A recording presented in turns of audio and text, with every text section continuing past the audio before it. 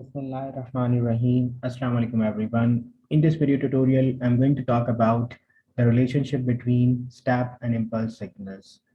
We have already discussed in last tutorial what are these signals and how they look like in graphical form. So let's consider what is the relationship between these two signals, right? So if I consider an impulse signal, it looks like as a mathematical representation, sigma of t or delta of t is basically equals to a whenever t is equals to 0, right? So if I'm going to show you the graph, it will be something like that, that if you see it, that this signal has its value or its strength only at time equal to 0 instant, right? You can observe this thing over here, right? So at t equals to 0, it does have some value. And since this in this graph, it is a unit impulse because its value is 1. And other than this instant, which is t equal to 0, across all the domain of time, starting from minus infinity, goes to plus infinity.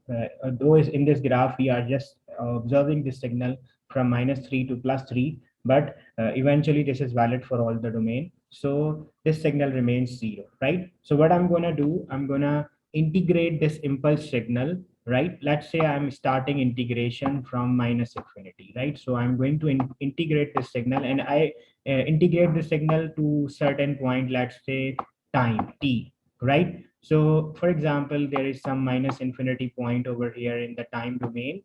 So what I'm going to do, I'm going to sum up, right? Because integration means you are summing this signal across the time. So if you arrive this instant in time, which is basically equal to time equal to minus 2, so you see that so far you did not find any value or any value exist in the signal. So what is going to happen, its value will remain equal to 0, or integration will result in equal to 0 because signal doesn't have any value, right?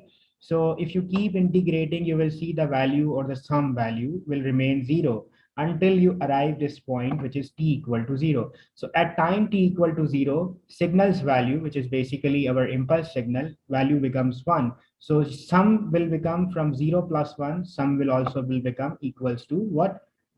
Basically 1.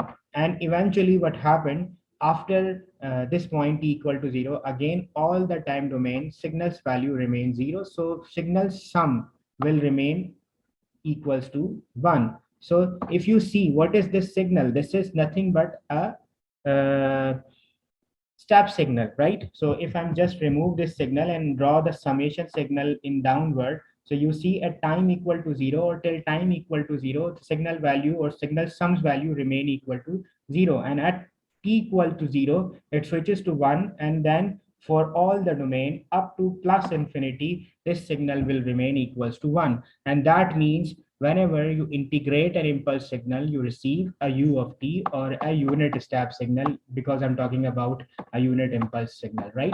So this is wonderful relationship between step and impulse signal.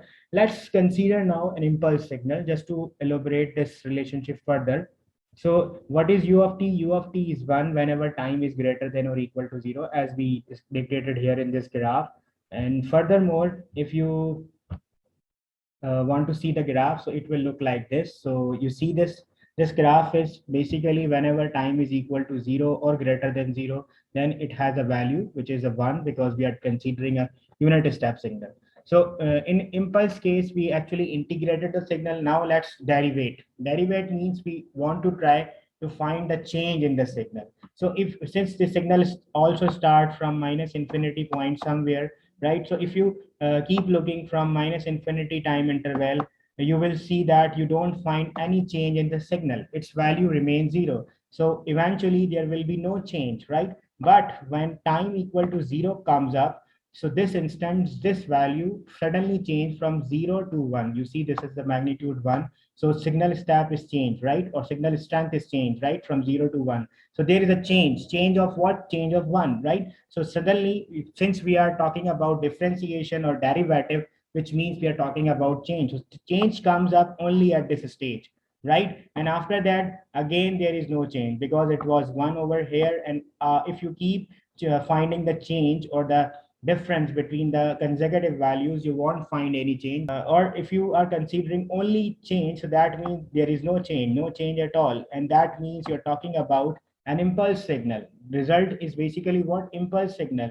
If I'm going to draw the change in the unit step, that then we start from minus infinity, we reaches to time equal to 0 point. There will be some change at this point, which is equal to 1. And after that time interval, there will be no change at all, which means this is an impulse signal. So that means if you are going to drive derivate of what? Derivate with time, you are trying to find the change in the u of t signal, right? Then you see that it becomes equal to impulse signal, right? And delta signal.